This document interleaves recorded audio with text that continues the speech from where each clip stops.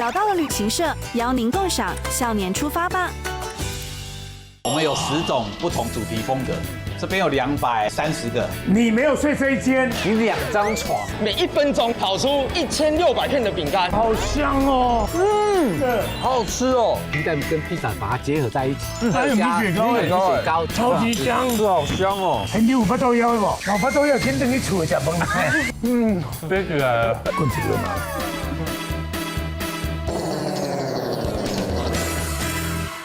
今天要回到我们的故乡，对，家乡味。这个彰化呢，它有山线、有纵贯线、有海线。你们老家是靠近那个大村那边？对，早春。我妈是北斗的。今天呢，我要带你来连你都不太了解、在地人都不知道的彰化海线的景点。吴老师讲海鲜，我还真的不怎么来这边呢。第一个，我要带你去找一个，他一直很豪迈的说我是全台的狮王。怎么可能有狮子啦？那是我们的传统技艺啦。敬贺大家新春愉快！刚才没猜到，还有一集啊！一般人真的不知道，过去的王公贵族他们到底是吃什么盐？好适合我。哎，你是王公贵族是吧？这是我有生以来没有见过这样的，真的。这样你要敲到民国几年啊？我们烧一次大概3天。这种工作有人要做吗？带你去一个海产店，他们竟然在自己的店里面有一个鱼市场。去那边可以很捞很佳。餐厅里面有鱼市场，现在估计有很多观众正在骂我们，这太值回票价了。对，将近喝完。25年前，我曾经呢在这个海线走过一趟，我有很多前世的记忆，带你去看一下我的老朋友，他是我心目中永远的白马王子。哇哦！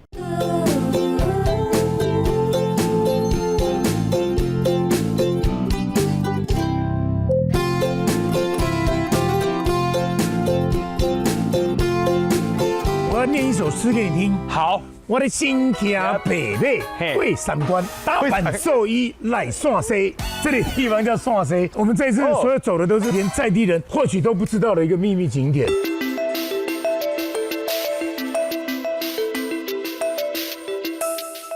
老板，大哥你怎么感觉那么面熟啊？你看相片就知道。哎呦，很久以前的，是在海边的。对，我们早期是海边拍的。这是我前世的照片。这跟恁爸爸嘞。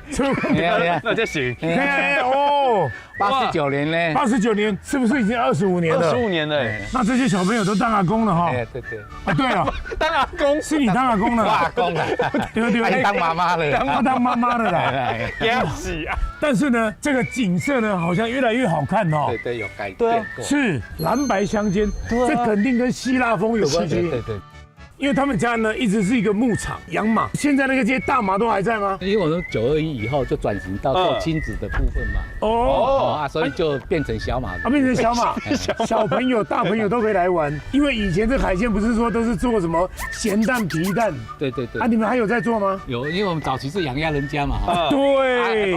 经过转型之后，还是觉得从事本业。真的吗？转型的毛转一下，我看一下。这样子。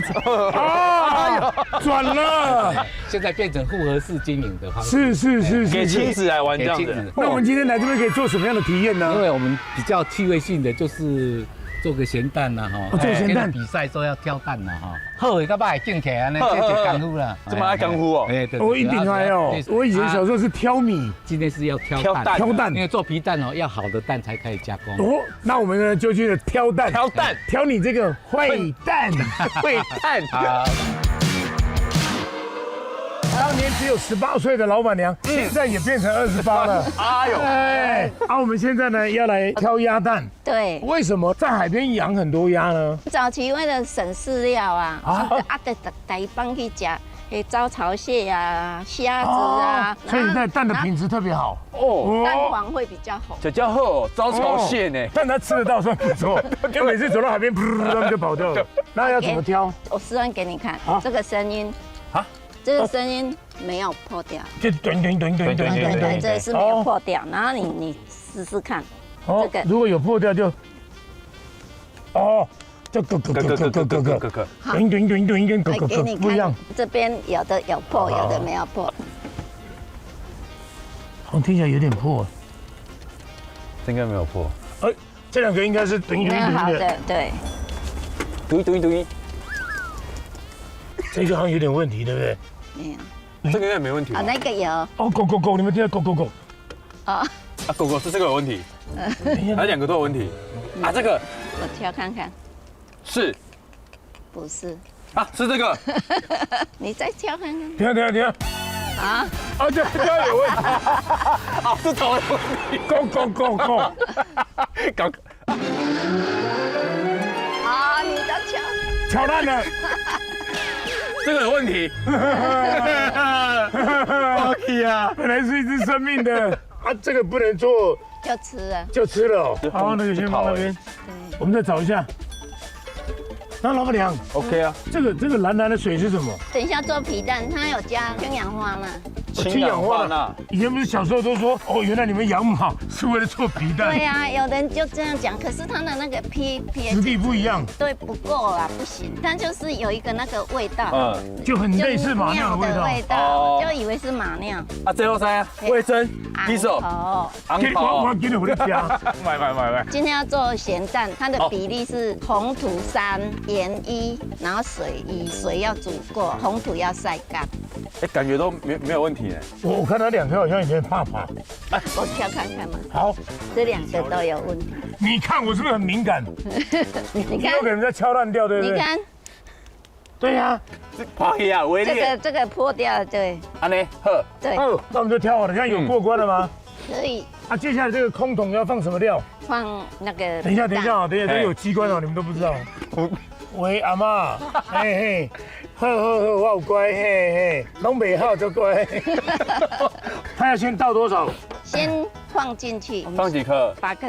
听说这种比较偏绿的蛋，它有功能，对不对？小时候好像早期会这样讲啊，其实蛋不是都一样嘛，那成分。对。这个我们要卖蛋嘛，然后那个阿嬷就会过来，哎呦，开天能不？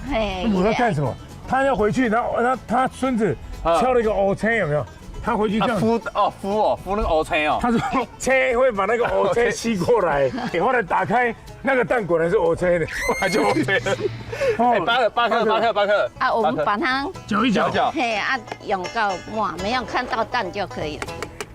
那这个拿起来一般是啊没有。不是，用末就好，就盖过它就好了。盖过了就好了。要不看偌久？要放1个月啊，咸蛋20天。哎，差不多啊。啊，阿嬷爱食较咸的，食较咸的放1个月。越放越咸了。对，它靠渗透压进去，跟那个用盐水泡的不一样，盐水泡的会较死咸，啊，你用这做。因为盐水泡的大概在元宵节的时候，盐水风泡，它要泡很久，会死咸。你的眼睛快不见了。观众都要这样看电视，这样。好，那就把它涂满就好。涂满，没有看到。全部放进去。他现在假日很多人来呢。嘿，假日。以前那些小朋友，他们虽然都结婚了，还有回来帮忙吗？会回来，然后那小朋友也会来。孙子都来了哈。哎呀，今天应该把他们都带来。我们再拍一张。上课哦。我说再过20年、25年，我再来。我们也可以用这个皮蛋做披萨。我们有做披萨。这段时间你去烤披萨，那我们去看马。对，小马要看他怎么样把大马变成小马，怎么样把黑马变成白马啊？有，真的会黑马变白马。嘿，去找咪咪嘛。嘿，李老板，你到位。你家。哇，这是饲只久啊吗？我拢饲这叫做姜母鸭啦，我讲姜母鸭事实上也正名叫正番鸭啦。正番鸭，我饲咧样看，我拢饲一寡咱古农村哦，真较早。对。饲动物栏的，啊，佫会食草的。会食草的哦。饲的拢会当食。啊，动物怎么分？我讲开玩笑讲，咱人吼，女生最漂亮，啊，男生最丑。刚好相反，是因为女生比较会装扮嘛，男生比较不会装扮，所以比较丑。但是所有的动物是公的比较漂亮。你看这个公的很漂亮，这就是公的。就是脸上很多揪揪。看它的眼神都不一样，好漂亮哦。火鸡也是一样，拉马也是一样。啊，你没有带它去护肤，长那么多油出来。啊，这是母的吗？这都是母的，只有一只公的。哎呦，太享受了啦！哎呦，后宫佳丽哦。啊，他们吃草吗？这个草也可以。他也会吃啊，他草，他丢下去，他也会来吃啊。来。早上来，早上可能吃饱了，他也不太喜欢吃。哦，早上吃饱，来，他没什么要理你的感觉。来，对，有在吃了。别人家那个字念燕，不是 N， 美燕家。别人家马德那个食量较济吼，所以别人。来几倍就好啦。来，你可以拿，好，你看。哦，他吃的很开心哦。都会给小朋友来体验喂马嘛。他有名字吗？金猪诶，金猪它那个眼睛有迄猪啊目的感觉吼，有漂亮。啊，所以我那个号叫金猪诶。啊，隔壁这只吼，伊的查某囝，我好做奶茶，珍珠奶茶，珍珠的奶茶。我家己教会生诶。啊，人讲囝袂偷生啊，伊的爸爸伫迄边遐吼，跟爸爸长得一样。跟爸爸长得一样。对，一模一样，然后遗传哦，最厉害吼。囝袂使偷生，啊，迄只一直在背头是什么意思？要甲你偷饲了，所以你甲饲了，伊就掂。哦，他在踢耶，他等很久了。大部分这吼，咧甲你烤嚼就表示讲啊，你啊赶快喂。做力的哈。做力的呢。啊，这种属于灰马骨类灰马的系统哦。是啊，它原生。讲百维啊，咱你不讲百维啊，事实上它是品种是灰色的嘛。迄只嘛是，咱后边迄只看。哦，这个是小农。哦，因为我特别介绍这只就是讲黑妞。黑妞那白泡泡。啊，人会讲啊奇怪，白色的你来叫黑妞。啊，你看咧安怎是安怎？那个泥色，这骨类灰色品种就是讲出世有可能红色的，还是黑色的，啊，伊出世是黑的。哦，现在几岁了？超20岁，爱的年纪越大哈，它会变白，跟人的头发一样，跟人一样。所以人到40、50岁就开始变白嘛。啊，这只黑妞吼年纪上大，阿姨毛嘛地上水的。哦，阿姨很长毛。我历史文物的拿破仑啊，咱的老将啊，将军拢骑白马，为什么骑白马？新骑白马，他是要去打仗的。因为他年纪比较大，比较老，比较乖，又不会跑。啊，那他冲啊，伊拢袂冲啊，比较好控制啊，将军拢比较比较稳一点点。伊是马比较乖啦，一般就是这样子啊，它白色越白哈，年纪越大，一般就是这个。原来是安尼啊，你老公除了白子以外都没有做白子。哦，今天有没有一只比较乖的？我们可以带它去走走。等一下，我牵这个黑妞出来，让黑妞。啊，它的脾气 OK 吗？就是因为它年纪也比较大，也比较乖，所以人家有一句广告词讲卡马要安走，啊年纪大了，他就比较。你马马去啊，伊无马啦，但是走袂紧。哎呀，来，你会有啊？哦，那边走。来，我们这边好来。啊，他们说不要站马的屁股，对不对？啊，对。正常是不可以的，因为唯一保护它机制就是摇跟踢啦。来，你跟你牵。来，好，我也是老白马，走啦。慢慢走，黑妞好乖哦，它的步伐很缓慢。对，20几岁了呢，它快20岁了啦。马是不是跟那个猫狗一样，它的年算跟我们人类不一样的算法？乘以3到4了，所以它现在已经60岁，到80岁了。哇！哦，我拿那个刷子哈，让你刷一下。好，帮它梳毛是。它好像特别喜欢这种小绿草。其实有时候人跟动物之间那种是疗愈。我们正常出来都会帮他刷了，那马很喜欢让人家抓他的脖子，他头的部分，然后你帮他刷一刷，对。哎呀，舒服，两边都帮他刷都可以。这个毛比较长的话哈，可以用这个梳子哈，来我帮你牵一下，来，乖，啊你就帮他梳一下哈，帮他顺便把它刮掉，所以这个毛可以很漂亮。你看，来，我以为刚刚要帮他抠马蹄耶，抠马蹄也是这个啦，也是这一种，也是这个，也可以啊，这里可以削马的，把马。哎呀，乖，我帮你修头发哈。鸡鸣鸟叫，然后呢，我们又可以跟动物这样子近距离的，它疗愈我们，我们疗愈它，好乖啊！我想你的孙子更幸福哈。对，他会来摸玩一玩。哇，这个应该也是跟孙子一起长大的。孙子没这么大。乖哦，好，为大家服务哈。黑妞最棒了，黑妞。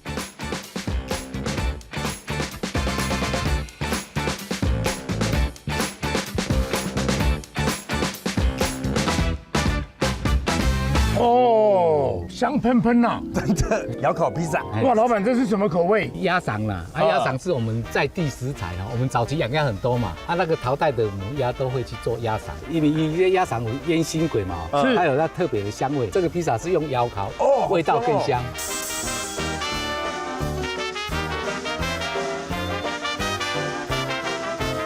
那另外一个是对因为我们有在做皮蛋，也想说皮蛋跟披萨把它结合在一起，风味也不错啊，里面有加香桃啦哈，还有加米血糕也蛮不错的，那个 feel 是不错的，特别的风味。哎，这个披萨很在地台湾口味，对，因为我们主要是在吹在地食材，还有食农教育这个部分啦。最喜欢吃薄片的，像饼干一样，而它料又实在，它特别香。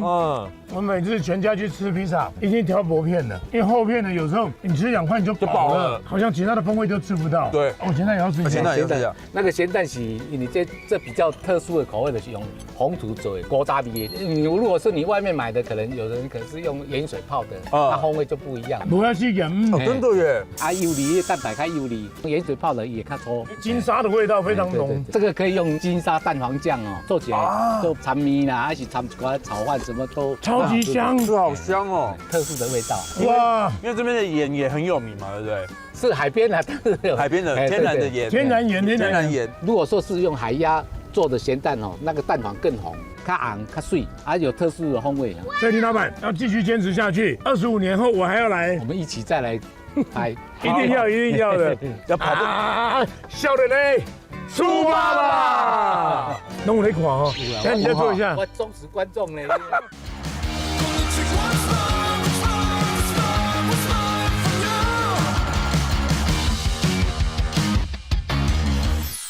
我们来这个看一也有下天地秘密基地哦。对啊，这是我们以前酒庄的酒，有葡萄酒啊，一些蒸馏的酒。你们以前是酒庄，对，酿酒。有啊。而且有高粱酒嘞。对呀。五谷酒啊。然后呢？这个是大蒜，真的。海边啊，就是种大蒜啊，红桃啊。对呀。哇，这里有很多的，就是也可以来编织令草。对，令草编织。令草。它这里有一些比较久的帽子。这算是有历史的。对，你看，就是给你猜猜看，这个是什么草做的？这个。对。不就令草吗？不是。我摸就知道了。来，你应该摸不出来。那个比较特别。小草？不对。竹子？不是。再给你猜一遍。这个呢？对。它因为很久了，所以味道就比较。就是令草。芒草？不是。试着看看。等一下有味道。但它很软，因为我刚刚也是猜竹子，应该是细藤编。不是。也不是藤。什么？等下，这个很细，因为它很细。很细呀，对呀，它是透露一下，它是可以吃的吗？不可以吃，一个木头下去的。木头去抛尸。木头抛尸哦。对。木头。就是用hinoki抛尸。采这个材料叫柴丝草。柴丝草。用那个木。柴丝草。hinoki 的帽子哎。我刚以为是竹篾的。它已经没有已经泡湿没有很久了。太久了啦。太久。这应该是日据时代的时候。对，有一个那个老师傅他送我的。好酷哦。真的。这是我做的。小帽子，都是大帽子的小帽子，可以。就钩戴在手指头上。可以当吊饰啊。所以呢，大家呢在假日呢，带着亲子来这边，大家呢也可以呢试做一下 DIY，体验。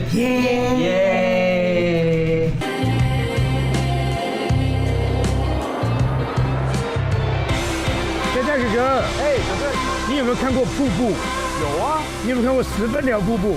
有，每天经过。是你最近在那边拍戏哈？今天我要让你看一个，它真的是从上面整个像水一样流下来的饼干瀑布啊！有这种东西？真的，而且小朋友看到那个简直就疯狂了。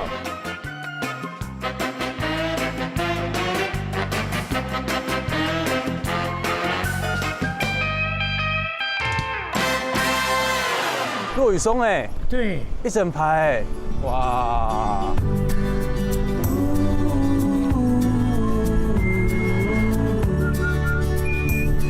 哇，这边右边的花好漂亮哦，沿路都有不一样的风景。到了，到了。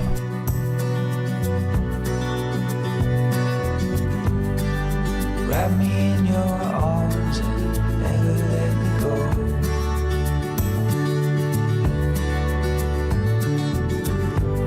So wrap me in your arms and never let me go. 嗨，你好，欢迎小顺跟瑞佳过来，对不对？我是今天饼干学院的副馆长。你好，你好，哎，你好，我是副馆长 Wendy。我们要吃饼干了吗？有，等一下带你们来吃饼干。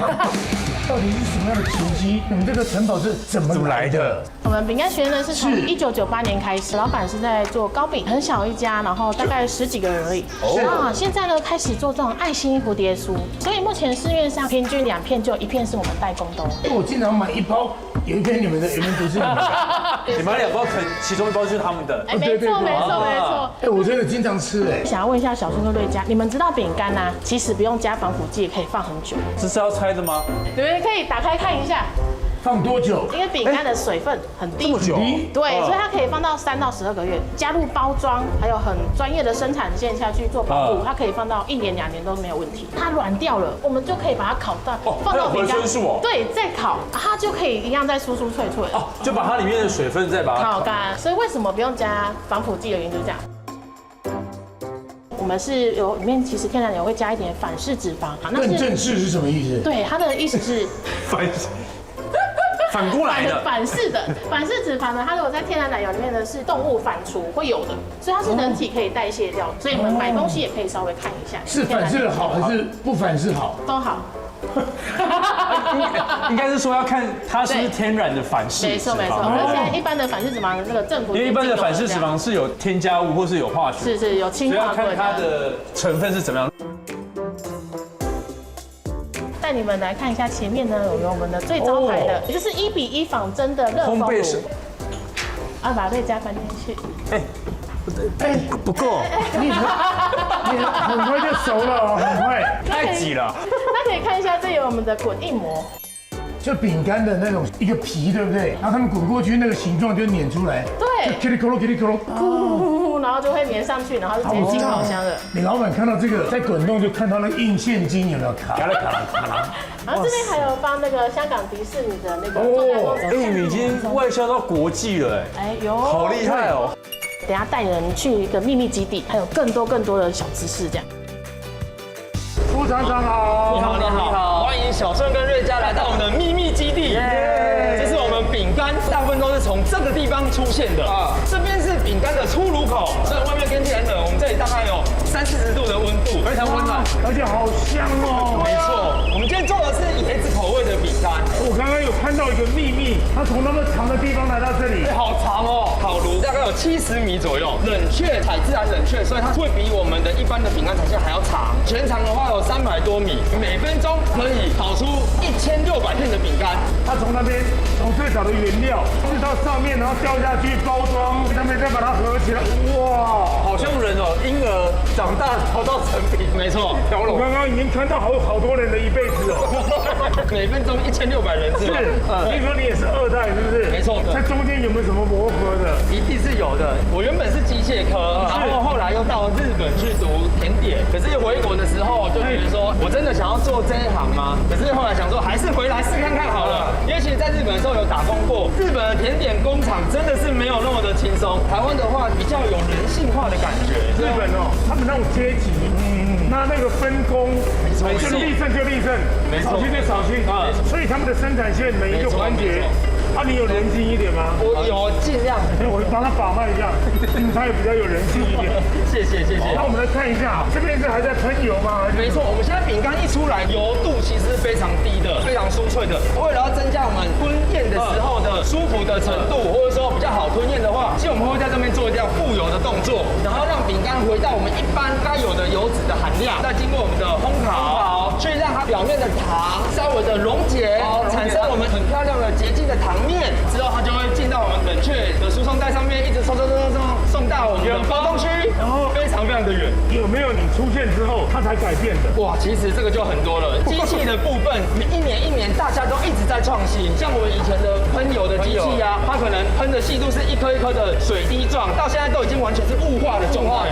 今天这个味道很熟悉哈，好熟悉，小时候常常吃的那种饼干，脆脆甜甜有椰子口味的，没有错，没有错。那我们可不可以吃2口？它一定没有问题。那有没有小朋友来这边可以自己去 DIY？ 哦，有，等一下我们楼下一定会准备让你们可以自己手做饼干。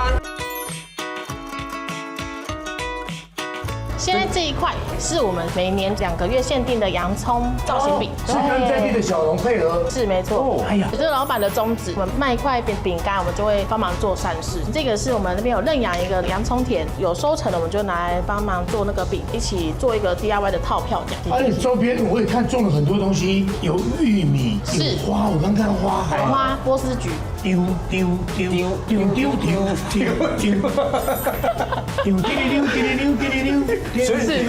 以你的这个是拿来打面团，你们就可以开始压，在桌上压就好了。这样。对。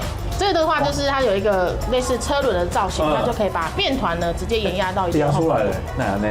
不要给，这样很漂亮。那我们老板也会赞助我们3所比较偏乡的中小学一些棒球比赛的经费啊，出外比赛，然后或者是课堂上需要的经费，我们都会帮忙他们这样。那好有心哦。对，我老板真的是，我最佩服这样的企业主。是。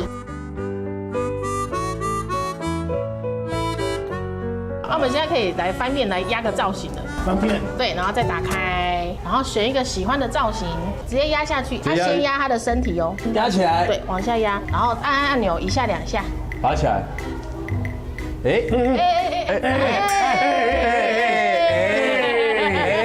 不好意思啊，第一个就没成功了。没事，再一次，因为它这个呢是我们限定的洋葱，它本身对啊会看那个洋葱的果肉。有，因为它成功了，它有洋葱的皮在上面。对，接下来呢，我们的这个模型，然后1下2下它就掉下来的。哦，漂亮，圣诞树来了。对，马来了。那我们每2个月呢，还会有不定时的限定课程。现在就有做草莓的圣诞节饼干，然后也是草莓冻干的植物，也把它一起做饼干。3、4月呢，儿童节我们还推出了鸡蛋糕。看到旁边有很多抓周的东西耶。这间是抓周的教室，一样是电话预约，整拖在那边，然后呢，对，3个小时，我们帮他主持，然后帮他拍照记录，然后留下一个小朋友的完美的体验，这样。抓周一定要要小朋友哦，不能像16岁。可以16岁，我会特别帮你抓。我也是抓周啊，我可以帮你抓。可以抓广东周，抓那个海鲜周。哎呀，可以帮他抓龙吗？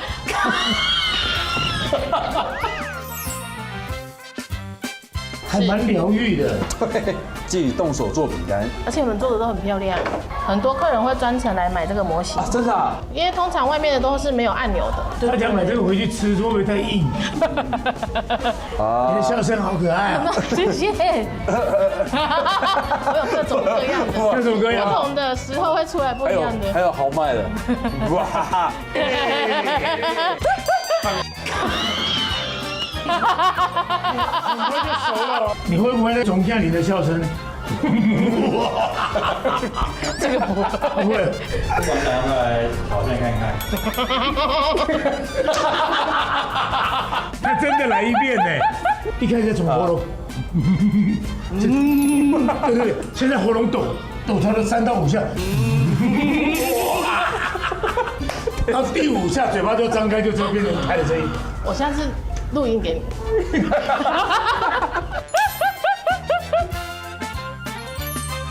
一般烤要烤多久啊？因为有控制它的厚度，所以180度我们烤9分钟就可以了，帮你们烤了，直接烤出来吃了。有闻到香气吗？哇，好香哦！扑鼻而来。这是我们刚刚做的洋葱饼干，各式各样的。我吃我的圣诞树，我吃我的小火车。叮叮当，叮叮当，给不了，给刚。哎，满满的洋葱味，洋葱味很浓，而且还可以吃得到洋葱的果肉。对。然后这样子，而且它的甜味就调理得刚刚好，又咸又甜，好好吃哦。而且它洋葱有水分，所以吃起来不会太干，松松软软的。对，刚刚好哦。你跟洋葱有口感呢。对啊。都胖啊哦，愈加愈刷嘴。来，过来。通常啊，我们会把它包装起来，然后有个提袋可以带回家。那我们等下带回家之余，我们在楼下来买伴手礼，好不好？好啊。等一下再来我们去伴手礼那边，哇，你看好多小朋友2万多人这样。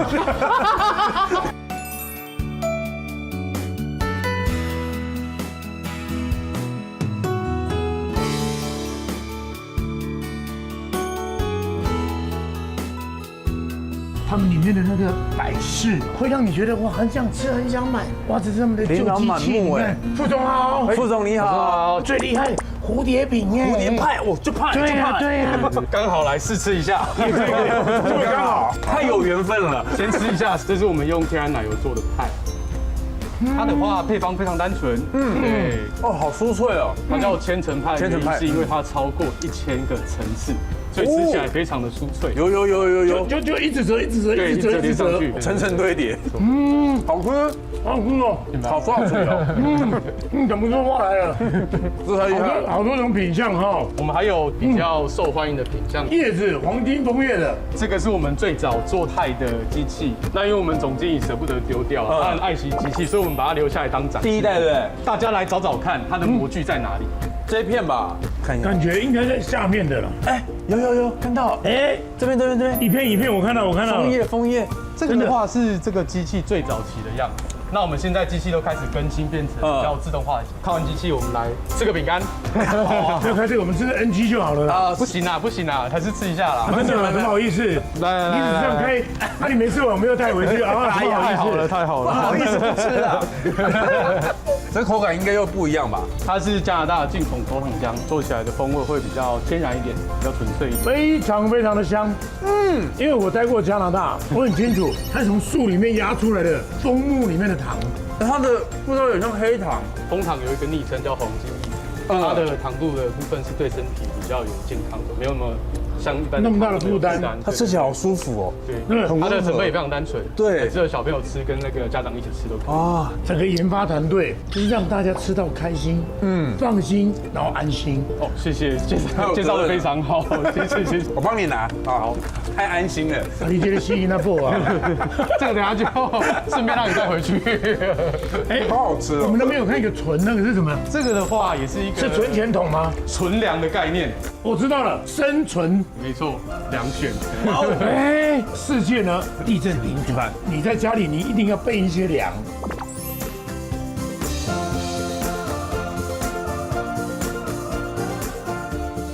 现金，请问你如果在一个洞穴里面，要买什么呢？还可以稍微用一下啦，以物易物啦。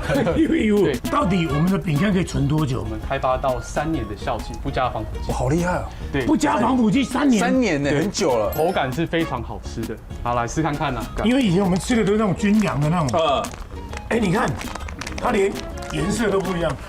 应该比较硬，水分要更少吧，对不对？刚好相反，这块饼干非常的松，可以吃看看。没有那么硬，它是一个比较机能性的饼干，它有含 B 群、膳食纤维跟加钙，所以它是比较偏能量补给的饼干，但口感非常的好。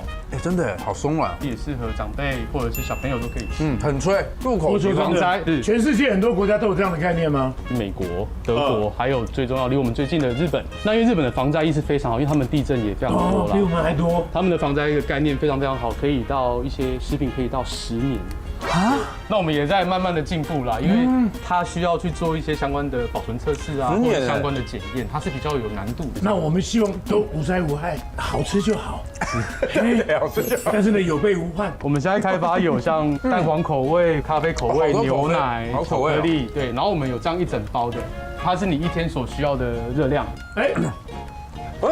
我们要去念书哦。这个呢是我们专门帮大家做的一个客制化，因为我们这边是学院啦，所以我们这边也有书包的哦，特别跟就是你们客制化的饼干，大年初八吧，好可爱哦！是我们台湾一个比较特殊的机器，它是配音技术，你只要给我图片的话，我就可以帮你做一些客制化的部分。那目前的话，这个是我们奶酥是香草口味的，可以马上吃看看，或是带回去分给大家。直接吃啊！我先吃一个，就更脆哦。而且有听到声音呢。它是有那种小时候那种古早的奶香味啊，就是咬到最后香草的啊。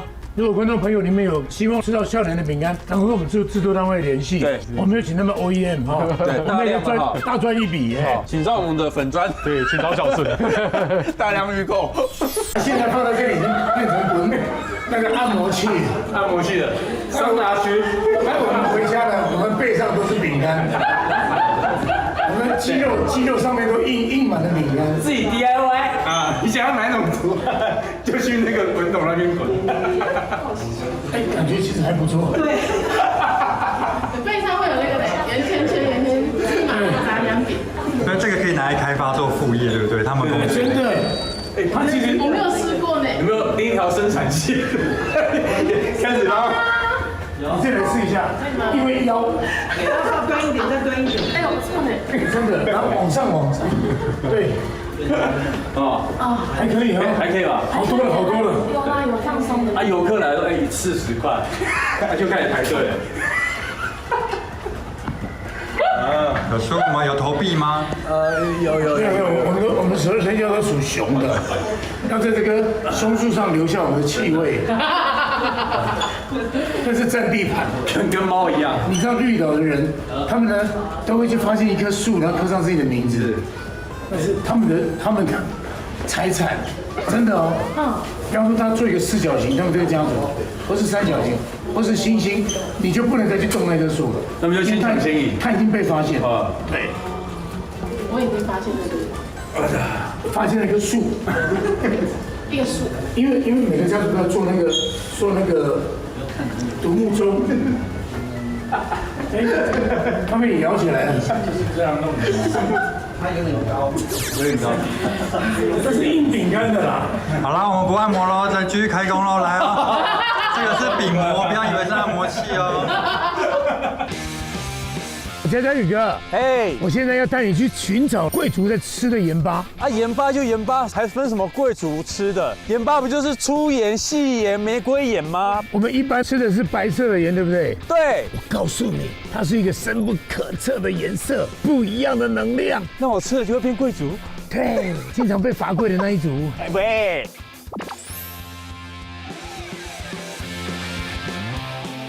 你确定是这里吗？是因为贵族以前在用的东西哈，不像皇宫啊，非常严谨的地方。这老板在做什么？是不是走错地方了？好像有一点的，是竹筒饭吧？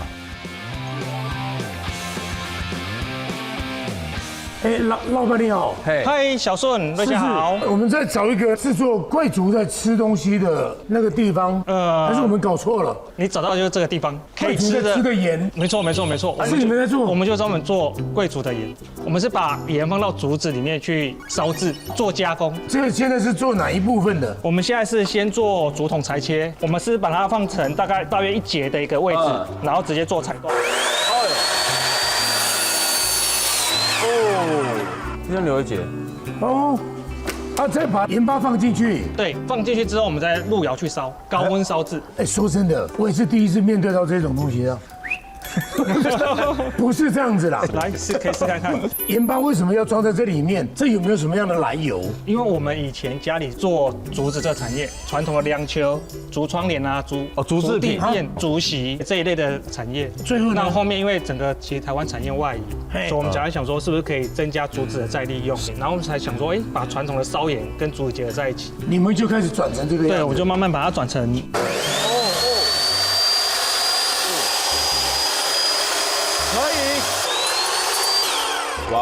哇塞！那这个竹子是什么品种啊？这是贵族。贵族是台湾特有的品种。把那个盐巴放进去，贵族煮出来就变成贵族的盐巴。对。手续拿出来。来喽！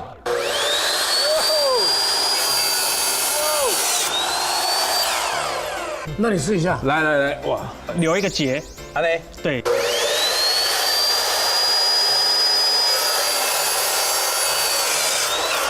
哎呦！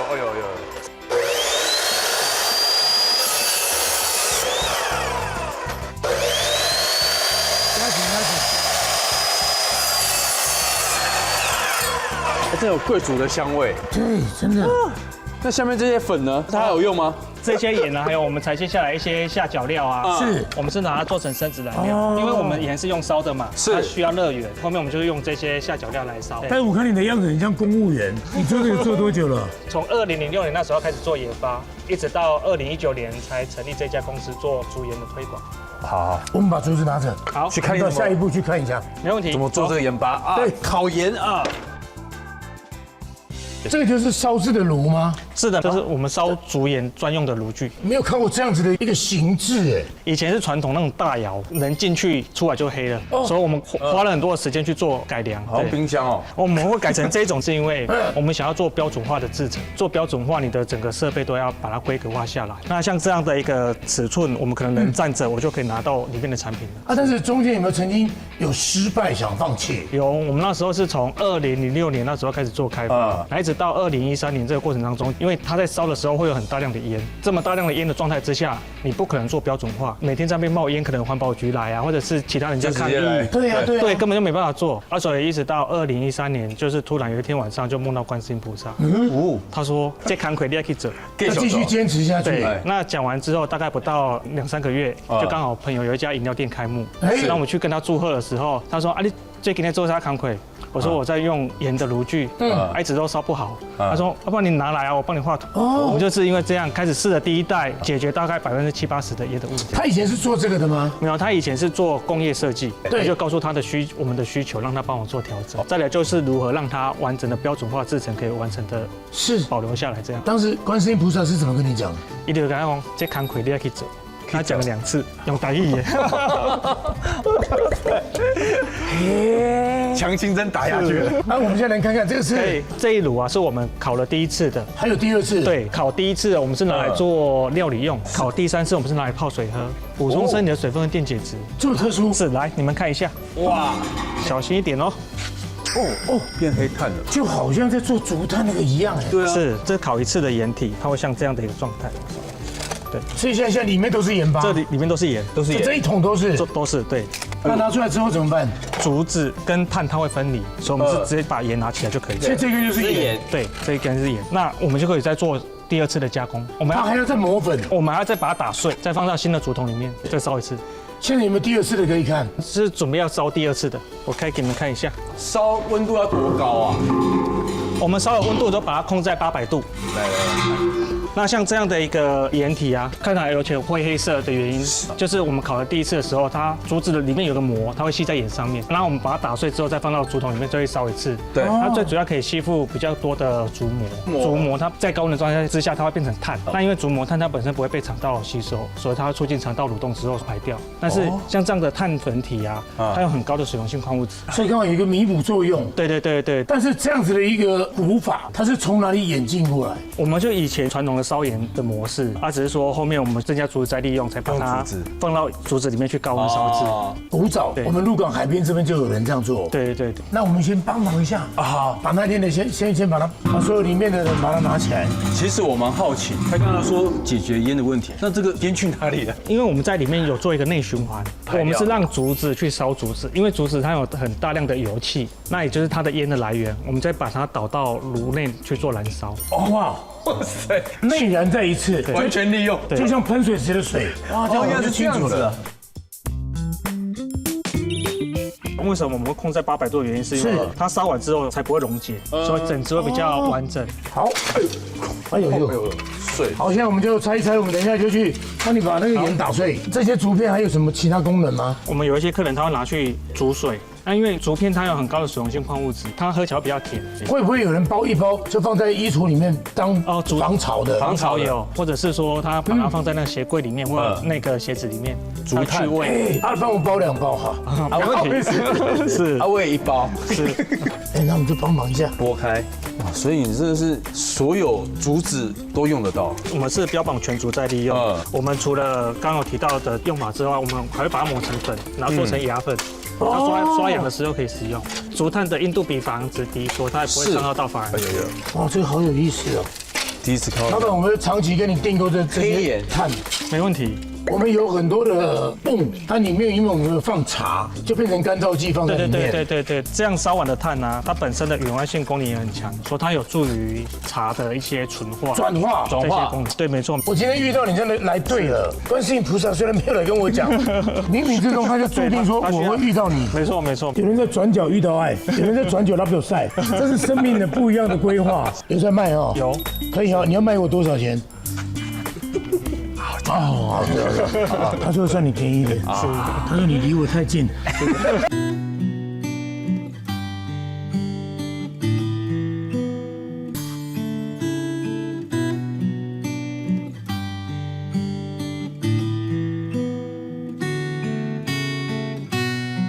竹子烤这个盐啊，它盐是本身有挑过吗？哦，有，我们是用最原始的日晒的海盐，因为它有很丰富的矿物质。那这种原始的处理，它有个问题，就是它里面的杂菌杂质会比较多。比如说，我们大家会比较听到的海洋的塑胶为例，这些有害物质在400度C 左右，它都会气化。是。那为什么要在800度的原因，是因为里面会有一些油脂超过800度，它才会完全的分解。海盐它本身比较偏向弱碱性，那我们烧完之后，它会变成高碱性。稍微闻一下，它会有一点温泉或水煮蛋的味道。那它是一个硫这个矿物质。它也是在高温的状态之下才会被带出来。在中医的角度，它是具有清热解毒。这是我有生以来没有见过这样的，真的。你说我拍节目拍了多少？第一次看到这个，而且觉得蛮好奇的。接下来我们的步骤把它敲碎。那敲碎，我们是用这种小榔头。这明明就是敲肉束吧？是的，没错。就是帮我从边边开始敲。对，从边边开始敲，因为慢慢敲的时候，它才有办法崩解下来。要很碎吗？还是就是微颗粒就好？微颗粒就可以，帮它把那个颗粒稍微有点破坏就可以。这就是一个结晶。哇，你这样，这样你要敲到民国几年啊？对，以前没有个机器这种，以前我们就是这样子敲。竹盐这种东西可以量产的原因，是因为我们又自己开发了一台破碎的设备。早说嘛！因为我想这种东西敲民国几年？盐它本身很容易损害机器，侵蚀性对侵蚀性太高。像我们刚才看到那个炉具设备，我们平均大概1年要换一次。哦，好，那我们就敲一下。这其实应该哦，放一点音乐，节奏应该快一点的。还要有节奏啊！真的，嘣哒哒嘣哒嘣哒嘣哒哒嘣，嘿，这样的细碎可以哦，就可以了。平常生活压力很大的有没有？他可以来这边敲，真的，对。日本真的有这种，他收费，一个盘子多少钱？让你甩，然后骂人，甩得够。因为你知道那个新加坡是不准丢垃圾，他们有餐厅里面，你吃那个花生壳也丢满地，大家都在踩噼啪，就觉得很解压。你一直在丢人家的东西，我做的很好，对，蛮不错的。对。他才脆弱，圣贤主持人好不好？他怎么一直断掉了？哇，你好适合这个产业。你们可以回去了哈，后面的节目你就一个人去处理。我觉得蛮有趣的，是我拿这一支，我觉得拿得很顺手，因为我们家以前卖猪肉，我知道那个肉束我还要把它敲扁一点，就用这一支。会用这样的敲，我们那时候也是看到妈妈在打那个肉束，打那个肉束，刚好。对。我已经变职业了，来，已经上手了。真的，你们先回去了。来，我你打。不会嘛，敲不下来。哇，我直接变成粉了，所以等下还要装桶就对了。对，把它塞到竹筒里面，塞到竹筒里面。烧第二次。烧的时间多久啊？我们烧一次大概3天。我现在只是 confused 说，这种工作有人要做吗？是。真的就是你来做，因为我们现在就把它变成自动化，所以在烧的过程当中，我们不需要人直接在。还有自动化，早说嘛！慎选老板。因为以前我们在做的时候需要长时间在那边一直投料，所以我们就把它变成生质燃料，然后用机器固定式投料，然后它的火力比较稳定，完整性也比较好。所以呢，现在大部分都自动化。对，没错。辛苦了，老板啊！好，差不多，那我们来开始装桶了。好，没问题。那其实像这种在装的时候，我们是直接塞网把它塞进去。我教你好不好？保特瓶小瓶的，你把它切一个斜度，它拿起来就可以这样装。那很棒。去叫警察来抓走。来，你去拿一个那个保特瓶，有没有小瓶的？对，这个就可以。有没有剪刀？有，我来弄。不是这个，这后面不就没有了？你不是这个吗？你要这个哦。慢慢要擦干用卫生纸。哎，我快敲完了哦。来了，行不行呢？你有较紧不？哦，有，速度快多了。就这样子，还是再多一点，装满，它会在自己消失掉。好了，这有个让别人 DIY 吗 ？DIY 目前没有，这开放，就很多人帮你弄。哦，对哦，你就开放机还可以收钱。对啊，又可以解压。对啊，连自动化都省了，自动化那条就关掉了。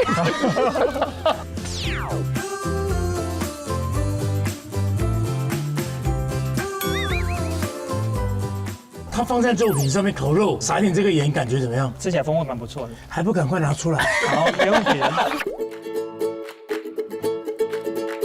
我们看到有很多不同的这个模式，是包括这是碳棒，它是做什么的？是我们新开发的，料理完之后可以直接磨，像瓦萨比的概念。哦，研磨的概念。对，搓一下。哎，真的有了哎。对，哇。这对我来讲，这件事情还蛮新鲜的。温和的盐。哎，贵族。哎呀，看起来比较温纯一点，真的。这个舒服。这个是我们有一个厂商，他用我们的竹盐泡水给他们的鸡吃，他们的鸡除了喝盐水之外，还吃灵芝粉。所以这个是灵芝蛋，它是用我们的竹盐，这支紫苏叶，再加紫苏叶，宵夜炖的贵族的蛋呢。对。还有反甜呢。是，它的蛋白算是蛮 Q 弹的。对，这是比较特别的一个地方。甜点的，的确这个蛋白的口感非常好。对。那个这个就是我们在泡水饮用的，比如说登山啊、爬山啊，或者运动流汗后可以补充电解质用的。比例呢？300cc 的水会加1瓶匙，这样可以哦。然后像这样喝起来会有点淡淡的温泉的味道，或水煮蛋的味道。这个是竹盐比较特有的味道，这也是我们要辨别竹盐它的好坏的比较关键的因素，因为你不用去检测，你只要尝一下就知道。在味蕾上面，我觉得它是一种蛮舒服的咸甜。对，第一口会稍微好像比较咸一点，但是喝完之后它的回甘还有身体的吸收效果会比较好。那你现在喝的这个浓度啊，它是0.9%，跟生理食盐水浓度一样，就是我们在讲的点滴的概念。哦，对，所以细胞会更好吸收。上面可以看到有一点黑黑的，对，那就竹磨炭。是不是要上肉了？没问题。哇，你们炭火也是用的蛮特别的哈。我们这是用竹盐下来的竹炭，因为竹炭的温度比较高。哇，它很快就熟了。对。哇，那你这个也是卖的下效了。是。没想到观世音菩萨一句话，他现在什么都卖，什么都不奇怪。是不是要撒一点盐？可以撒一下我们这个马告的这个盐啊，我们是跟南投赛德克巴莱他们那个组合作的。哦马告，哇哦，真的很高级哈！一餐本来800，现在已经变成3500了。我还没吃，我就已经闻到浓浓的马告的，它味道其实蛮香的。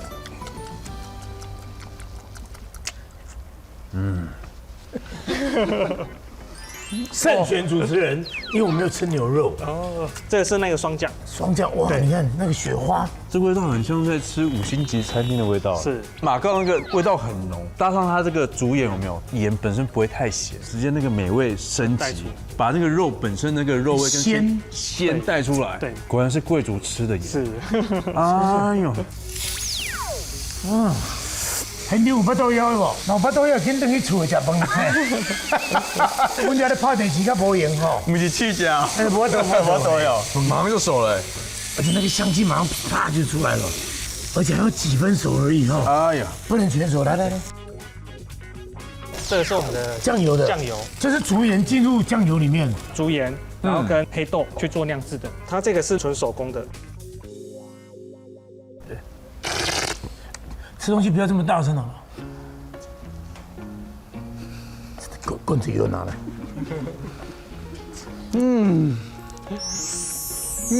飞起来了。有看到天使吗？我刚才在做美梦，现在回到现实，原来它是真的。但是酱油好特别哦，对，它不会咸，哎呦，反正觉得它有点甜呢。对，是不是？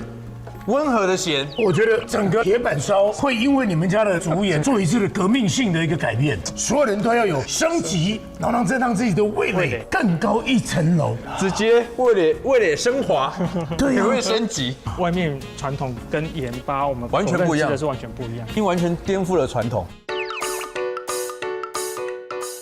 我现在带你去一个地方，去看狮王。对，我刚才想了一下，一般的那个朗山那个狮头不就是绿色的吗？你说100多种，狮王他们家呢就是与时俱进，它呢有100多种各种颜色，可能也各种表情都有。那我要赶快去看这个special，琳琅满目，应有尽有。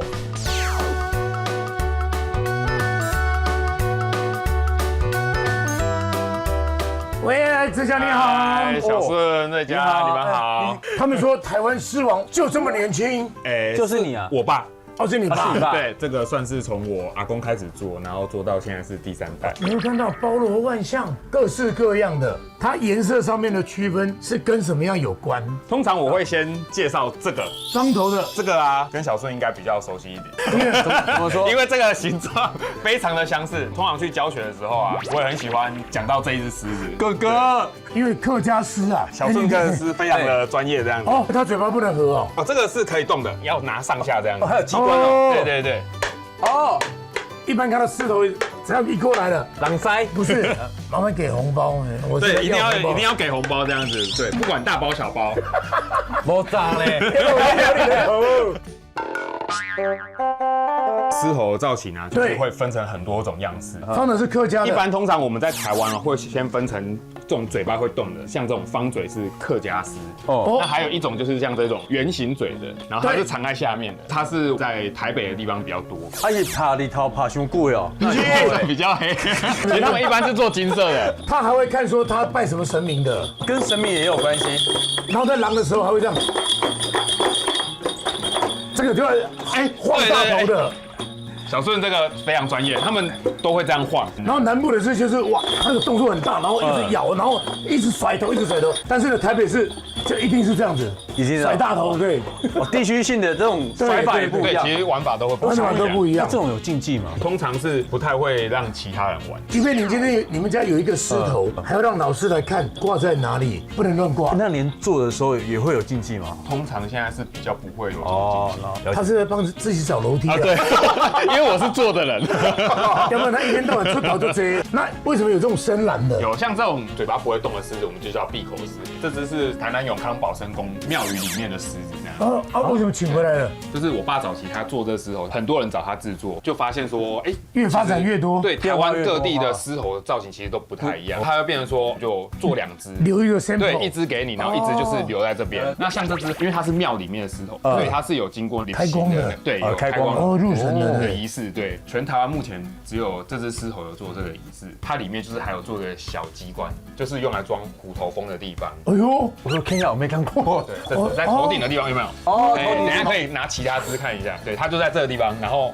塞进去之后就封起来。很多神明它的背后都有一个洞，释放的洞，那个就是要开光一样的意思，开光的意思啊。因为看到一个火形有没有？听说最早是用苍蝇，他们觉得苍蝇好像那个规格不到，后来就用虎头蜂，越凶悍的放进去，这尊神它就越有威武。了解。这个狮头是那有点像非洲的那个面具，它是长的这也是台南的狮子，因为西港站那边很多庙，大部分都是用这种红色脸的狮子，只是脸上的花纹不一样。台南本来就是一个文化重镇啊，他们都很有自己的风格。我看有猪鼻子这个是比较特殊一点。这是狮子还是猪子？它是像狮子的猪，就是我们用舞狮的做法帮那个屏东三地门那边龙华国小做这个山猪。原来真的是山猪，因为它蛮会被人家误会。正常来讲，狮头是用什么做的？一般我们的狮头大部分都是用纸去做的，它其实用纸做的是非常轻的，它也是很坚固。我们小时候出那个狮阵的时候，下雨也是造狼啊。对，它其实涂了漆了，基本上它就是防水。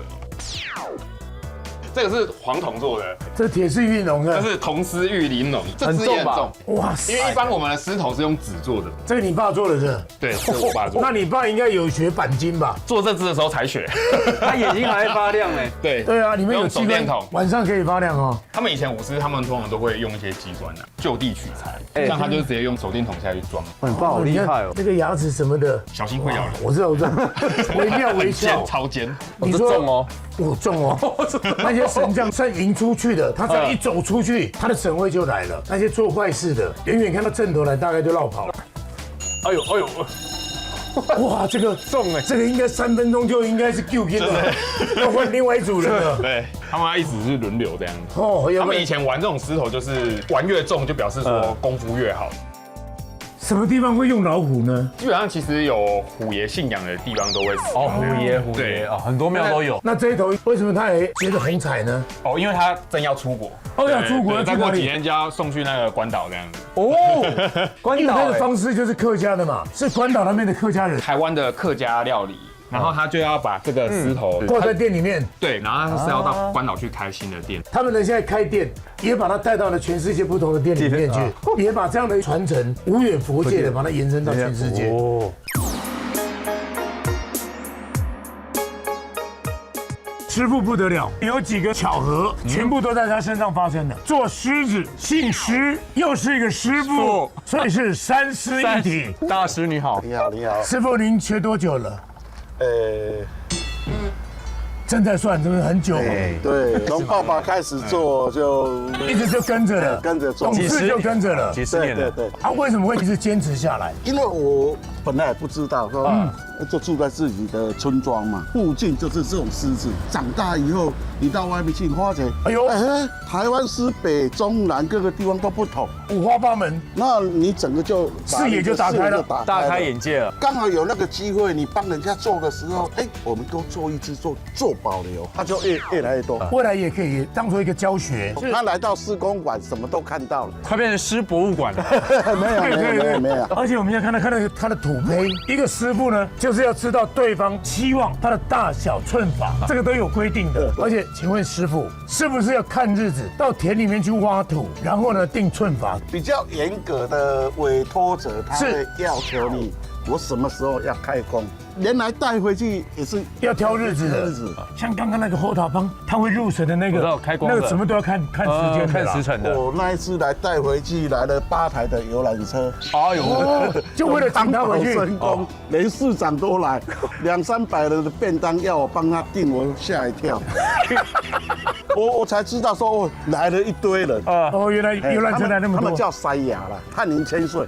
请教师傅，朗塞怎么会想要用纸啊？这些百年的狮子，你追过去看哦，也是纸做的，不是只有纸，它还要有布。我们讲的纱布，它的韧性就很强。要不然以前我们小时候那个泡塞啊，整坨的泡就丢在了狮头上面，那个腮皮都已经炸开了，狮头还在。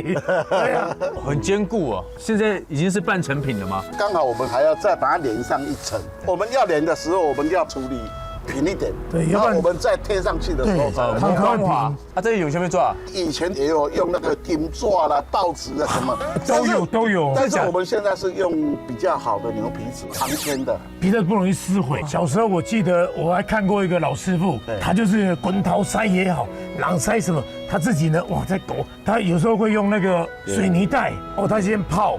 然后他怎么样慢慢贴上去？水泥袋是长签。我们小时候没有钱可以买那个棒球手套啊，就用那个做那个捕手的，捕手一定要用水泥的那个，对不对？不然会有砰砰。师傅，你是不是可以磨一个让我们看，然后贴一张我们的脸来感觉一下？你如果不平的话，是以后它的外观就越来越难看，皱纹越多了。因为它的凹凸点太高的话，它里面会有空气，空气跑进去啊，结合密度就不够。那现在入港做这个狮头的应该不多喽。做的人是还有啦，但是像我们做比较这么高纲的，没有，因为这个太麻烦，太麻烦。我也是在上班啊，是你做这个上班，还是你自己有班要做？我在公司上班，我在修理自动化机械，这么厉害。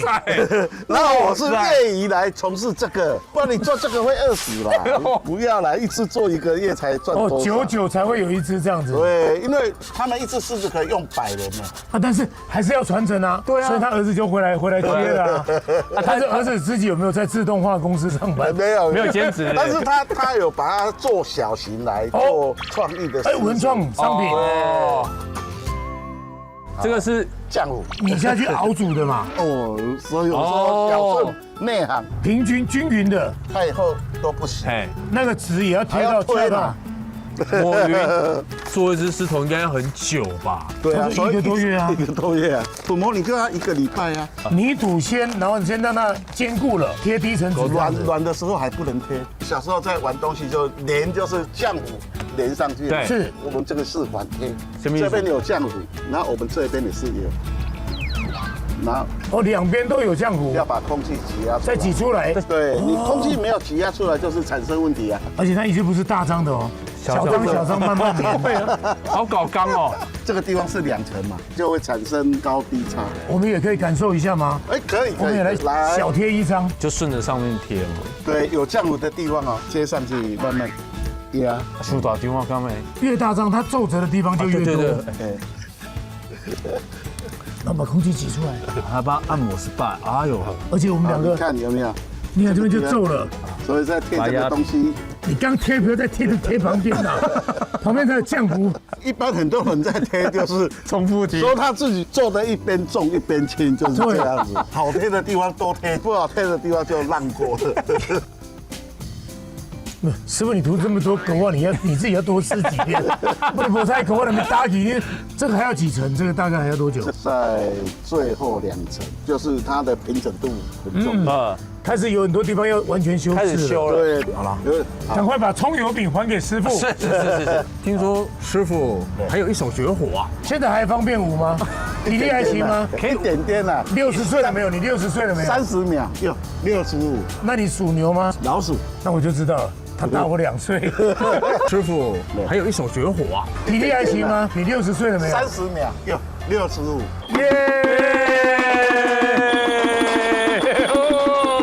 祝贺大家新春愉快，大家呢招财进宝，发大财！这真正不要简单呐，这人我爱有退休啊！我这刚才没拍到，还得回去啊。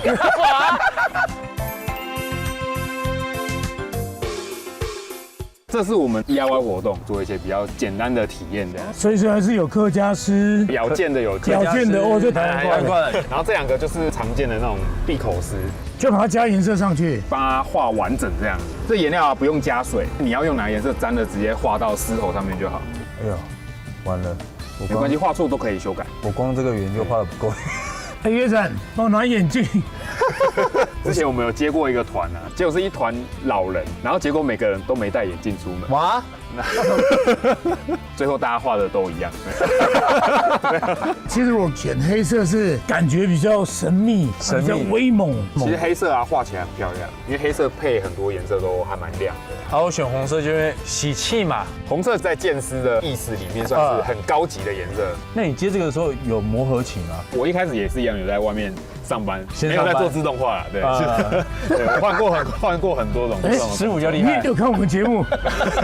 我们很多地方现在都已经自动化了。一样有在上班，然后下班再做这个狮头。不过现在算全职了。我觉得这样好啦。而且现在比较多人会觉得这种文化的东西还蛮需要特别的，对，很特别，这很重要哎。而且对年轻人来讲，这算还蛮新鲜的。小朋友来到这边，看到这样的一个文化传承，他们也很开心。其实狮头文化在台湾大家不算陌生了，但要真的有接触的话也很少。因为我现在在做这一行哦，太忙了。要不然我是最喜欢做这些。我们有客人呢，他就来规划来鹿港玩2天1夜，然后一大早就来施工馆，然后他就2天1夜都在玩这个狮头。这个舞狮它历史有几年了？其实应该上千年。这个眉毛应该是给它什么颜色？因为有的说白色眉毛的狮子是老狮子，对啊，老狮子就是比较聪明这样子。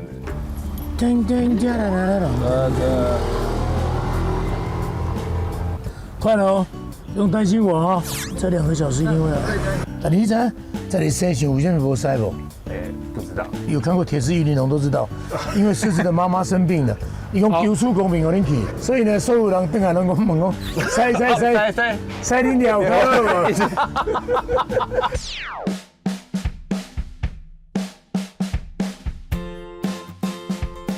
啊，现在已经教过多少个小学了？数不出来，算几年了？几年了？我大概做15年了。哇，你已经做15年了！哇，你爸对你这么不好，真的这么小就压榨你？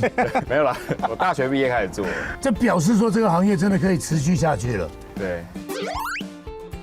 我做的狮头蛮符合最近的节庆，然后它是比较日系的，然后它的眉毛有点像蜡笔小新的感觉，涂点腮红，有点活泼，有点淘气。哎，这毛很有质感哎。哎，因为我刚刚听到志强讲说下面有鬃毛呢，是比较年轻的狮子，所以我刻意的在下巴留了6撮蓝色的鬃毛。咚咚嚓，咚咚嚓。哎。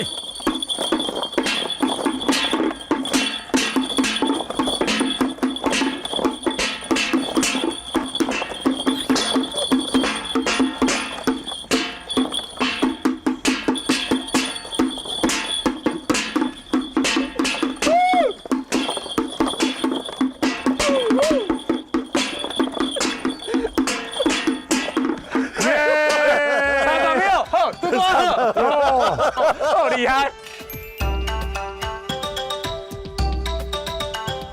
佳佳哥哥，哎，小郑，我要带你去住宿的地方。好啊，因为里面有很多怀旧的东西，大概是5、6年级同学最多的回忆，会让人住进去，回到时光隧道里面。所以我就可以体验我爸妈那个时候那个年代的一些生活了。对，每一个角落呢都有了一个不一样的发现。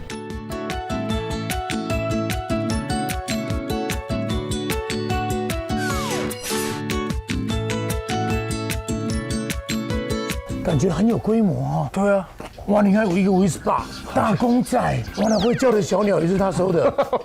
这个9重葛也太多颜色了吧？哎，钟哥好，你好，你好。哎，瑞佳，久闻大名啊。你好，欢迎欢迎。钟哥是在地人吗？本来住比较街上一点啊，后来就不好停车，来买一块比较乡下的地，半退休半做生意这样。那你一定是一个怀旧狂，从年轻就开始收这些老东西。哇，你收了好多，这个是原版的那个铁牌看棒，对，里面还更多。更多啊！这边只是稍微比较重复一些的东西。那这个空间是原来就有这个都建筑物吗？那时候就刚好有块地又好停车，就来打造一下，像小时候三合院，但是又想把它高级一点，就又有一点巴洛克式。你姓吴吗？我姓吴，都那个看棒都是我家名字，阿哈就是我妈。青青，你老婆？青青是我女儿，吴拓是我儿子。他真的在做齿科吗？我儿子是医生哦。永和真的是我爸爸叫吴永和，阿忠就是我。阿忠就是你，干嘛点？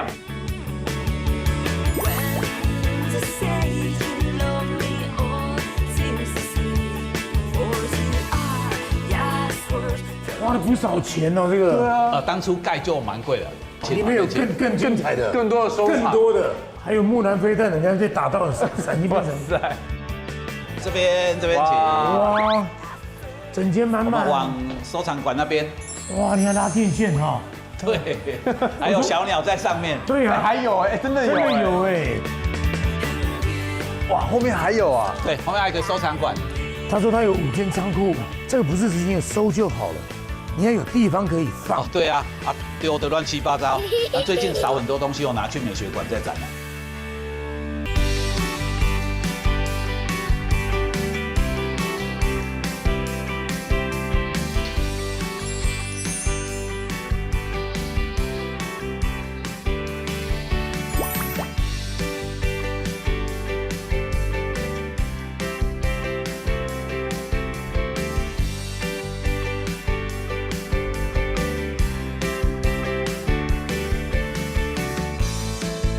哎呦，我忍不住就换了眼镜了。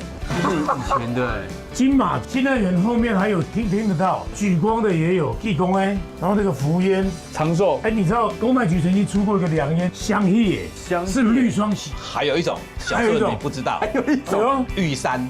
哦，但有山，它有出绿色的吗？绿色的。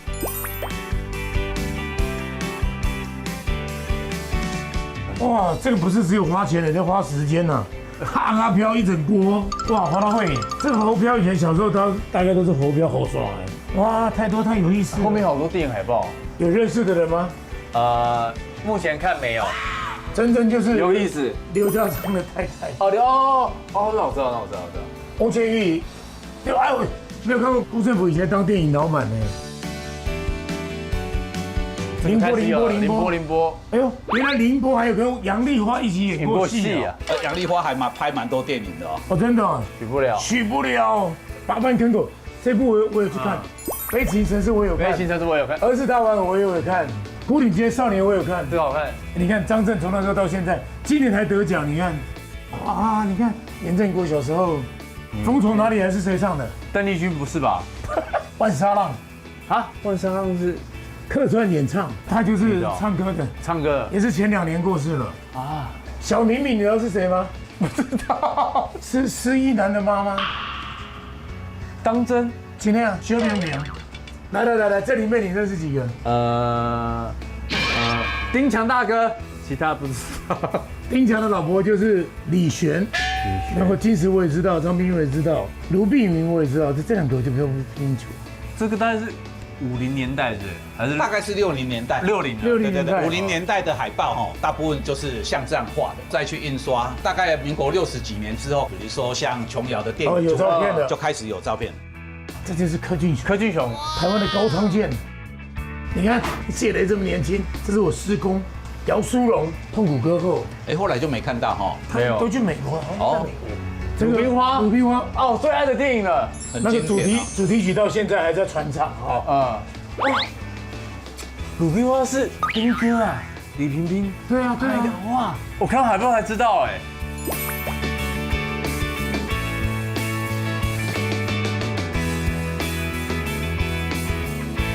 你的每个房间都有主题，对，有哪几个主题？大同宝宝，整个都是大同宝宝，然后鹿港大戏院全部有超不同的海报，然后黑胶唱片行都是黑胶唱片，钟哥你太有心了啦！等一下带你们一间一间参观。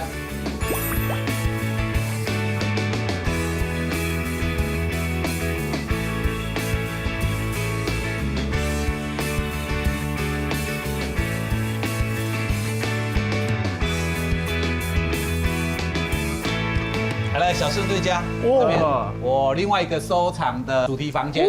哇，宝宝的，这边有230个，代表230个国家。柜台那边还有101个，代表台湾的101大楼。都有属于你那上面海报那边，就是我们家啦，5个，我是58，所以那边有大58。60是博演的哈，儿子85，女儿88，51是大同宝宝最早的，对，那一只，把它都弄在一个家庭里面。family 的概念。这个都是手工画的哦，床头还有床尾都是手工画的哦。这面电视墙也很特别哈，也是设计出来的，有 feel。那还有其他的主题，比如说戏院啊，还有可口可乐，打造一个整个都世界各国带回来的，包括什么雅典奥运啊、汉城奥运的可乐，就是当年的限量版的，还有其他不同的主题，整个客人慢慢来发掘。那你们早点休息，期待再相逢哦。好，谢谢。你没有睡这一间，你2张床，我都这样睡的，这么累啊？第2天腰都歪了，不会怕哈？我出外景的时候你还在包尿布，不留哦。待会我去找你了。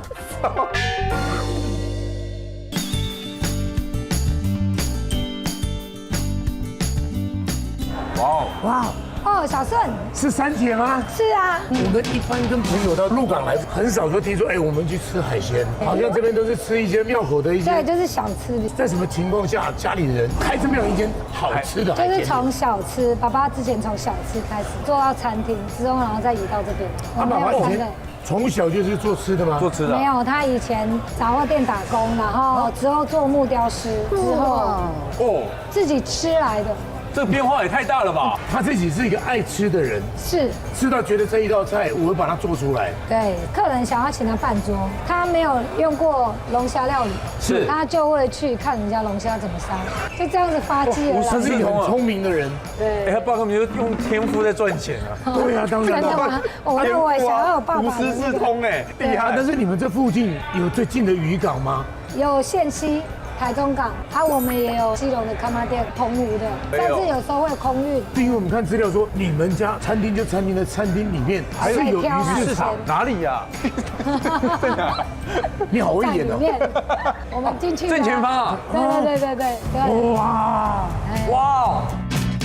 这是乌鱼，对不对？对，野生的乌鱼。然后现在季节最好的就是这个竹鱼。哦，订过。对，它的肉很细。啊，五仔。大型的鹅啊。对，然后它的肉很细。一般那个一夜干都差这么大。对，它是养的，这是野生的，真正野生的，不会有黄鳍。所以消黄鳍应该就是像是关起来，它是饲料的。对，它饲料的。它饲料的。哎呦，好肥哦这一条白鲳。这个老鼠斑类最顶尖的，这个很 Q 哦。它现在乌鱼季是最好的乌鱼标，就是那个白子，对不对？对，白子超好吃的。这个白子吃了你回去变狗。哎，因为他最近要生小孩。哦，行的。啊，这个是生好的吗？这个是我们鹿港才有的西施神。哦，它有很好吃吗？哦，3姐我不相信哦，怎么料理啊？没问题，煎蛋还蛮厉害的。哦，真的吗？等一下可以试试看。然后还有现在最好吃的小卷，让我们这里烤料，烤的才是厉害的。等一下会烤一下给你吃。哦，我还行哦。对呀。哦，这个是花椒啊。花椒。对啊。花椒是鱼的气囊吗？算是气囊。它就是发的，控制浮起来、沉下去的一个器官。这个是乌鱼腱，乌鱼的胃。这个是很脆很甜的那个。对，冬天有人晒干，然后用烤的那种。有，现在还有人变成真空的，吃下去超脆。哎，哇哦！胆固醇攻击了啊！快走不下去了。对，这个就没胆固醇了吧？对，这零胆固醇。这个超级零胆固醇。哎，还有活体区哎。有螃蟹、沙姆。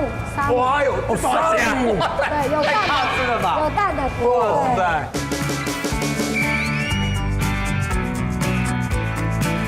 哇！然后有这个明虾。哎呦，你看，这个就是从澎湖来的。它只要新鲜的，它就张牙舞爪，立起来了。它只要的不新鲜的就很挺。这个肯定肉很扎实啊！这个是大文蛤，那个肉是不是很厚？很厚。我买行，这个你行吗？虾蟹不行，这个可以。制作的单位要有心理准备，我们待会会叫很多菜。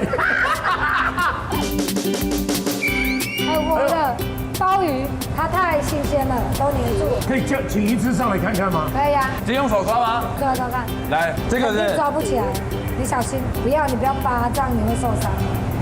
真的，它的壳上很硬的。这个你就外行了，这个要给它撩啊，再给它撩，它就你要烧它是，它就上来了。跟它笑是，然后给它撩了，对，有没有？让它撩。对。哦。哎呦，小事就是不厉害，懂事哎。它很低温哦，就保持它的鲜度。对。鲍鱼要活它的肉才会 Q。也蛮扎实的。这个是怎么吃法？干煎。推胸后，哎呀，我经常问一个那个厨师说，这什么时候煎的？他说干才煎好，干煎的，干才煎好。那我们就上桌了哦。好 ，OK。我人生认识了一个2姐江慧，没想到又认识一个3姐，这下子人生有福了。鹿港找3姐，歌坛找2姐。OK，对。好，我们就往前走了。OK。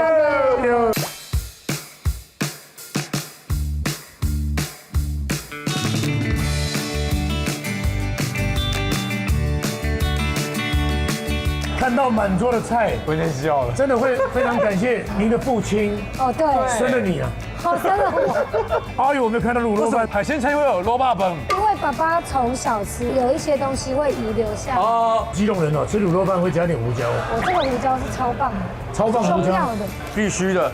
你看这个粒粒分明的切肉块，看到这个会流眼泪啊，会欲罢不能哦。哦，哇！瘦肉跟肥肉是很鲜明的。哇，卤肉饭超好吃，超好吃啊！各位同学，就喝起来，我的咸度刚刚好，肥肉跟瘦肉非常的均衡，满口的油香啊。其实有时候瘦肉在这一锅里面，它就是点缀的。那个肥肉才是精华。对，因为太瘦，做不出这样的口感，它会变瘦。哇！对，你们要留一点，哇，太美味了。哇，那个也滚的，那个是什么？现在当季的乌鱼雕面线。你最需要了。哎呀，对，白纸，这个是我们现在当季的，因为它这个必须要煎过。现在在冬至之前，这个是最好吃的，最有营养的。然后我们家的乌鱼标是不会有腥味的。为什么要先煎过啊？它才会比较香啊。一般来讲，它这个都是炒蒜苗，我们把它加了面线，也是爸爸研发出来的一个煮法。对，就有一点半酒水，一点点酒气跟麻油气。哇，你看每一个动作，还有枸杞。它那个白纸我只要1/4就好，因为它的真的有点太补了，而且家里孩子已经够用了。哎呦，因为呢，我就不帮你用面线了。好。豆腐的口感啊。软绵绵的，很密，因为它白纸有白纸香，完全没有腥味啊。对，超香的，很香，吃起来超暖和的，而且处理的非常好，又有焦香味，跟枸杞跟一些药材下去一起吃，对，就是完全吃它的鲜度啊，跟它的甜度，真的不得了。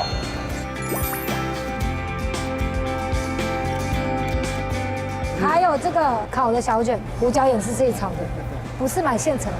刚刚我本来就要夹了，他又拿回去这样子。好，那我再等。害我有点一脚踩空的感觉。哎呀，有一首闽南语歌，你知道吗？诱惑一下你。小卷恰里有爱。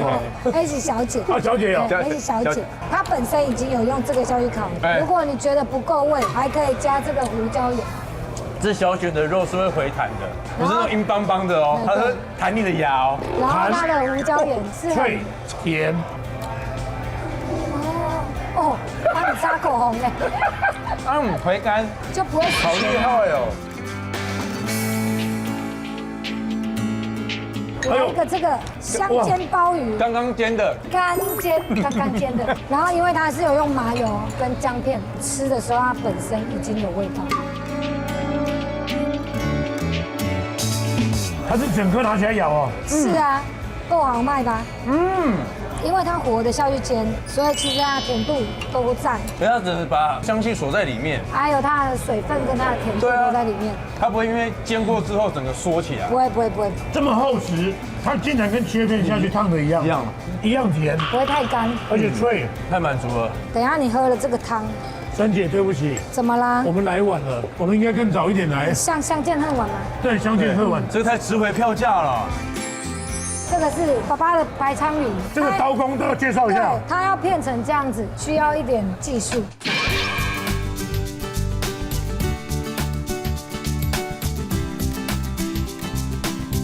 这白鲳下去涮，然后加上这一锅我们有蔬菜底，还有为我们鹿港招牌的虾丸，营养度很够，是有海鲜、有菇类、有蔬菜，待会再加上这个鱼甜味，试试看它的口感，不会输日本料理的生鱼片，白鲳生鱼片。你看这个肉，我先吃原味。我跟你讲，你先把白鲳鱼吃原味，待会可以再看要不要加一下芥末。好，但是它的汤很甜。第一次白鲳鱼吃穿烫的，要够新鲜才能穿烫。一般都是过年吃到硬邦邦的、炸的、煎的，但是这个很香甜。这个没有到全熟吧？你不能很熟啊。对，我知道啊。它那么新鲜，你再把它就大概9分熟就好。对，不能太熟。对，甚至你不用沾酱料。很好吃的，很棒。而且它其实没有什么，它不会有腥味。对，野生的鱼又漂亮的鱼，基本上它不会有什么腥味。哇，这个卤肉饭不可以放掉。还有一个重点，还有什么？现在乌鱼季啊，乌鱼季哦，有这个乌鱼豆油水，这个有一种妈妈的味道，跟导游最盐哦。对，它这个吸了那个酱油水完之后，满满的鱼肉，我从小就要吃这个。蒜苗现在吃最好吃，冬天。现在估计有很多观众正在骂我们，牙痒痒的，我也好想吃。这个就是小时候阿嬷常常会煮的，阿嬷的味道，对，那个熟悉的味道会回来了。而且它这个也没有土味，不是养殖的乌鱼。我发现你们调味蛮厉害的，就刚刚好。哇！好满足哦，怎么会满足成这个样子？内心里面已经有一个感恩 N 次方了。N 次方。对。我要学起来。我相信更多观众朋友要感恩我们，因为节目来了，然后就知道说，原来鹿港也有这么强的海鲜餐厅。有来鹿港就要过来走一走。找3姐。好，没问题。好好聊聊哈。那接下来3姐要唱什么歌？李翊君的吗？没有。李翊君的，他自己点的。哎呦。没有，不要。真的非常感恩，这个冬季就在鹿港，好不好？一定要来附身，不然就没有来过鹿港。是。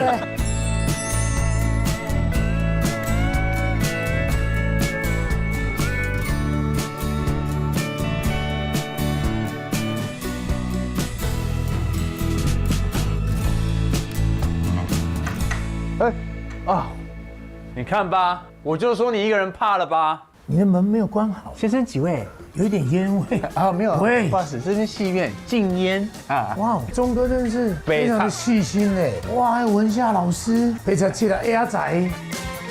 我是要来跟你讲一下，这么突然？这一整天吃了不少东西，我现在 a little bit hungry。Really？ Yep， a little bit。那你要不要试一下？你这样要演鬼片哦。这样子好不好？我真有看到很多泡面的新吃法。它可以加很多东西进去，比方说，可乐、算了，糖果，加糖果、可乐，你可以笑我。你等我，我现在就去买。没有，我觉得你既然肚子饿了，我现在就去买。不用，真的不用。我想做汤面，它是有日式风味的。日式风味，先卖个关子。我觉得你放心，因为基本上这些都是人可以吃的。期不期待？不，现在说真的，我已经不饿了。我现在看到这个布丁，又看到那个豆浆，你到底要干嘛？每一趟行程下来，除了传统还要创新，好不好？人单吃都是 OK 的，所以加在一起是没有问题的。你口渴吗？你要不要先喝一口？不用，不喝那是煮了。哎呀，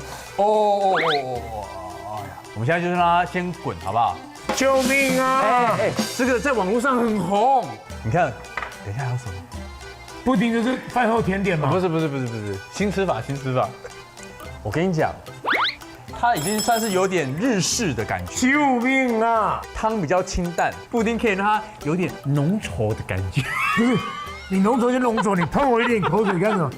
浓稠啊，你就这样，就这样子。对呀，就这样子啊。等这个面软了就可以吃了。你不要走。我以前小时候听我妈讲，假丁假咸超卡皮凉。我们加这个豆浆有没有？是，一定要加无糖的。但是你等下要丢这个进去，你等下要知道了嘛？你给我回来，真的给我回来，滚了啦！我肚子饿了，我没有办法滚，我滚不出去。回来！你知道这个有点像豚骨拉面，真的还假的？真的啦！如何？还不错。我吓到了，好吃这个我可以回去告诉我老婆，因为我以前有吃过牛奶锅啊，这是豆奶锅，豆浆很像，好吃那因为它的比例就是豆浆一半，水一半。这汤底还真的不错哦，好好吃哦。汤匙在那边，然后就这样有没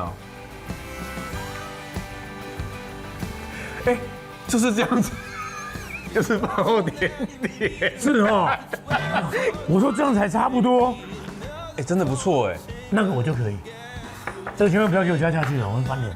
你看一下要吃完了，找我就多买1碗。对呀，这一趟呢，彰化之旅，我们2个都有彰化血统的，是不是好像就回家了？那下一趟就你带喽。当然我带。你要好好的准备一下，好不好？必须的。小雷雷，出发吧！你觉得台湾的东西比较贵，还是日本人比较贵？台湾吧，日本也都是做高端的东西，包括他们的一直把雨伞要几千块，很贵啊，几十块、100块就有了。但是后来我才发现说，其实台湾的比较贵。怎么可能？台湾人做生意是不是一本万利？对啊，一本万利嘛，一本万利嘛。另外人呢，3本才50人尔。喂，所以台湾物件较贵嘛。你说是不是台湾的比较贵？贵很多哎，贵很多哦。他其实是一个日本的那个大将。好，我跟你讲，其实台湾比较便宜啦。对啊。那天我儿子也叫我撑住他，但他现在比我壮，我很难撑住。我说你要自己努力啊，你爸年纪到了，干他要你撑住他。他现在已经真的比我高很多了哎。现在小孩子长很快。上次遇到你的时候，他应该是168，现在173。哦，我就瞬间长公分。我说，因为有一天回去，我发现，哎，这个海拔变高，海拔变高。我说你什么时候变高了？他说趁你不在的时候。我默默的长大了。喜欢带着简单行囊，说走就走的旅行风格吗？记得按下订阅，开启小铃铛，跟我们一起骑上热血摩托车充电去。